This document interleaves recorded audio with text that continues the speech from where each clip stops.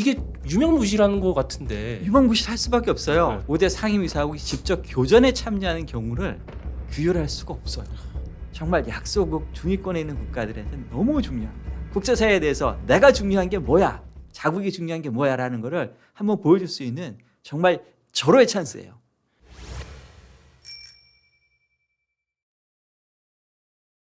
그래서 지금 유엔 살림살이는 좀 괜찮나요? 안 좋아요. 여기 하나 더 추가해야 될 게 네. 명목상 이 유엔이 주권 평등을 네. 추구하잖아요. 그렇기 네. 때문에 여기 지금 30만 정도 되는 아주 소국도 최소 분담금이라고 하는 제도가 있어요. 그래서 최소 분담금 0.001%는 내야 됩니다. 그리고 무임승차는 안 되게. 예, 완전 무임승차는 안 예, 되는 거죠. 예. 그리고 어느 한 국가가 너무 많이 돈을 내도 안 돼요. 그래서 최대치는 22% 미국이에요. 그래서 미국이 22%를 분담하고 그다음에 저기 아주 소규모 국가를 하더라도 최소한 0.001%는 내야 됩니다. 제가 또 검색하다가 유엔에서 실제로 지금 인건비 조달 좀 힘든 그 부서들도 있다. 맞습니다. 이런 얘기들이. 분담금이 안 들어오게 되면 그러니까 어떻게 되냐면 제일 먼저 회사에서 네. 회사가 어려워지면 저기 이제 그 우리가 말하는 작은 뭐 커피 마시고 차 마시고 그다음에 작은 먹는 거 네. 그것부터 줄여요. 네, 네. 그러니까 그게 이미 벌써 다 진행돼요. 모든 국제기구에서.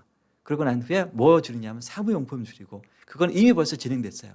그것까지 했는데도 안 되는 국제기구들이 나와요. 네. 대표적인 게 지금 유네스코가 가장 큰 이 피해를 보고 있어요. 왜냐하면 미국이 떠나버렸어요. 그리고 네. 체납된 분담금도 내지 않고 떠나버렸습니다.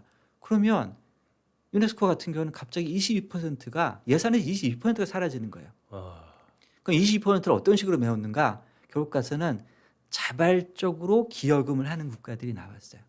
그게 근데 약간의 다 이유가 있어요. 뭔가 국제사회에서 받을 게 있으니까 돈을 내는 거예요. 기본 테이크죠. 예, 카타르 같은 국가. 왜냐하면 월드컵 유치하고 그러니까 이게 약간씩은 다 연결이 돼 있어요. 그래가지고서 카타르 같은 경우에 지금 유네스코가 거의 이제 펑크가 난 상황이 됐다. 재정 펑크가 그때 우리가 국제사회에서 이런 일을 했다. 그게 그런 이제 다른 쟁점과 연계가 조금씩 될 수 있는 거죠. 비록 교수님 아까 트럼프가 탈퇴할 리는 없다지만 지금 미국이 유엔 분담금 1위 국가인데 그만큼 체납액도 많은 걸로 알고 있어요. 예. 끝내 안 낸다면 어쩔 수 없습니다. 강제할 수가 없어요. 원래는 네. 체납을 하면 투표권을 네. 이렇게 지금 제한을 주도록 돼 있어요. 네. 특히 총회에서는. 네. 근데 그거 쉽지 않아요. 규정대로 돌아가는 게 없네요. 규정대로 돌아갈 수가 없는 게 강대국 위주로 원래 그렇게 만든 거예요. 그 공식적인 자리에서는 유엔 자리에 나가서는 근사하게 세계 평화 이렇게 말하지만 그 앞에 전제가 있었던 거예요. 저희 논의도 거의 강대국들의 위주로 됐는데 네. 한마디로 유엔에 참여한 대다수 막상 또 개발도상국이나 좀 분쟁 지원 국가들도 있을 텐데 한마디 이 국가들에게 유엔은 어떤 존재인 건가요? 말할 수 있는 존재 가가지고. 그리고 두 번째 국제사회에 여기가 여론을 이제 만드는 곳이기 때문에 이것을 통해서 저소득 국가들한테는 여전히 외부적으로 자금이 들어와요. 지원이. 그러니까 이게 그 나라들한테는 엄청 의미 있는 곳이라고 봐야죠. 일부 과격론자들처럼 다 필요 없다. 어차피 유엔에 납부한 돈도 각 국가들 세금인데 예. 없애버리자 하면 오히려 더 피해는 약소국들이. 맞습니다. 이게 뭐냐면 약소국들이 이렇게 말하는 거예요. 자, 유엔이 없는 세상이 좋을까? 유엔이 있는 세상이 좋을까? 그러니까 비유를 들자면 유엔이 없는 세상에 가게 되면 그리고 뭐 국제법도 없는 세상에 들어가면 완전 정글인 거죠. 그러니까 정글에 살래?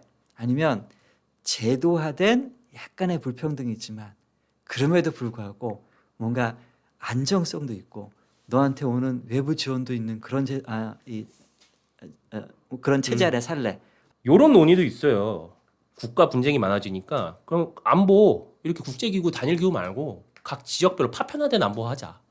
그러니까 이런 흐름은 유엔 무용론 때문에 나오는 게 아니에요. 그러니까 미국이 발을 빼기 때문에 나오는 얘기입니다. 그러니까 미국이 발을 빼게 된다면 아시아에서는 이제 미국과 아시아에 있는 동맹국이 양자 관계를 통해 가지고서 안보를 보장하는 이런 형태의 과거의 구도를 가지고 있었거든요.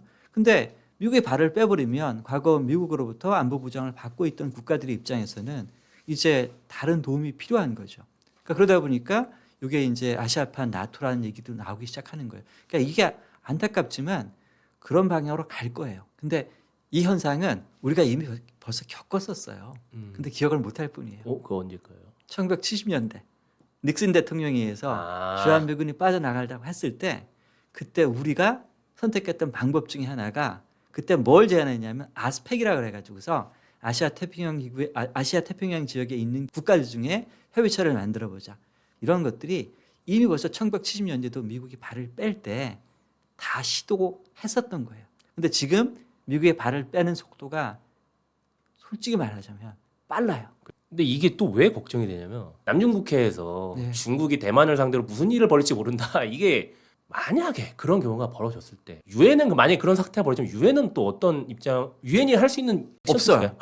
왜 없냐면 중국이 안보리 상임이사국이기 때문에 유엔 차원에서 할 수 있는 건 없을 겁니다. 그러니까 예를 들어 보자면 2차 걸프 전쟁은 유엔으로부터 승인을 받지 못했어요. 그때도 이제 다국적군이 들어가게 됐던 거죠.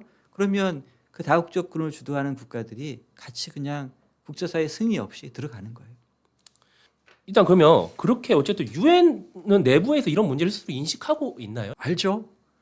개혁안 이런 게 좀 나와야 되지 않을까요? 안 됩니다.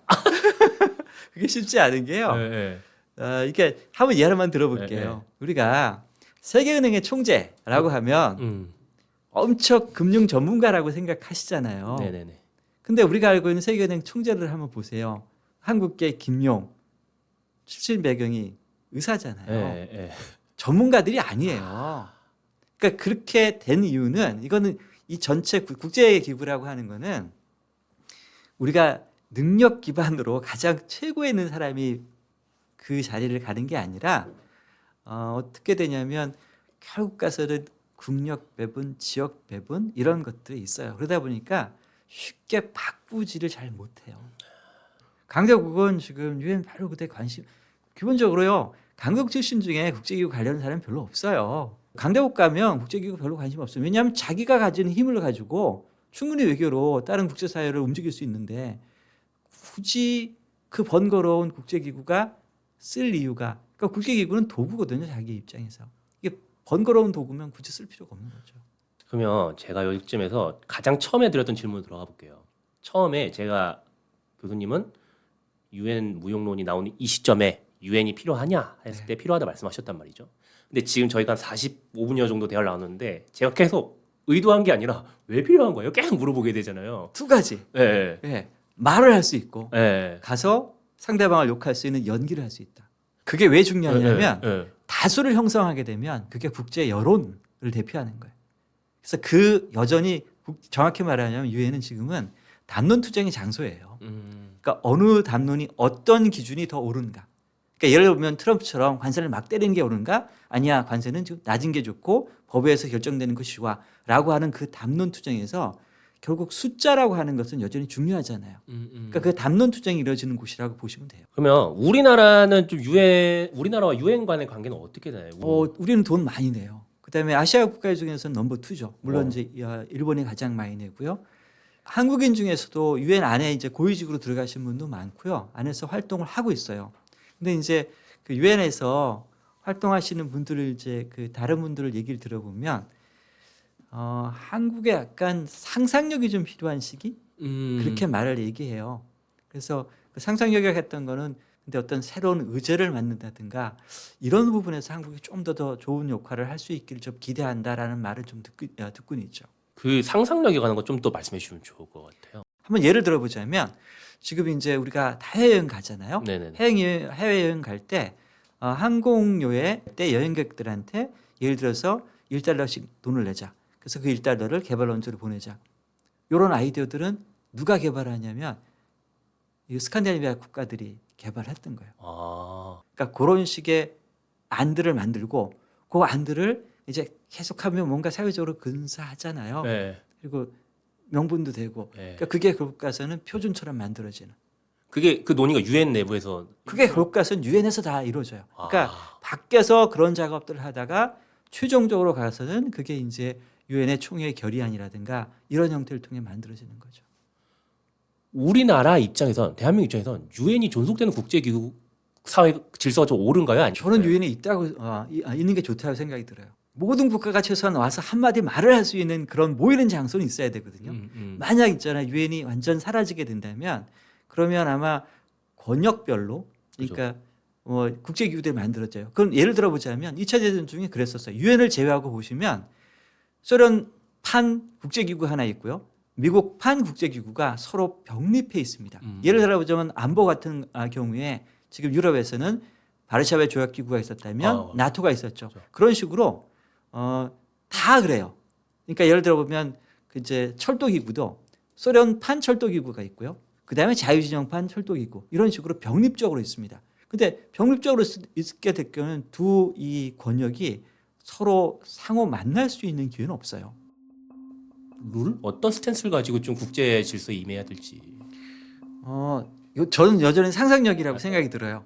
이 상상력은 사실은 현재 질서가 완전히 새로운 질서로 가는 데는 여전히 관성이 있기 때문에 그 관성이 작동되는 기간 동안에는 우리는 끊임없이 어느 한쪽에 손을 집을 수 없어요. 그러니까 그 여러 다리를 거치면서 그 여러 다리를 걸치면서 그게 조화를 할 수 있는 상상력들이 필요해요. 그러니까 중국도 만족시킬 수 있고 미국도 만족시킬 수 있는 최적의 조합들을 계속해서 찾아가면서 그러니까 살아남는 방법을 좀 생각을 해야 돼요. 근데 이때 약간 고민스럽게 생각해야 될 부분은 과거 우리한테 익숙했던 그 규범대로 자꾸 도덕, 규범 그거의 영향력은 조금 더 마음속에 줄이기 좋습니다. 조금 더 험한 세상이 오고 있다는 거 분명해요.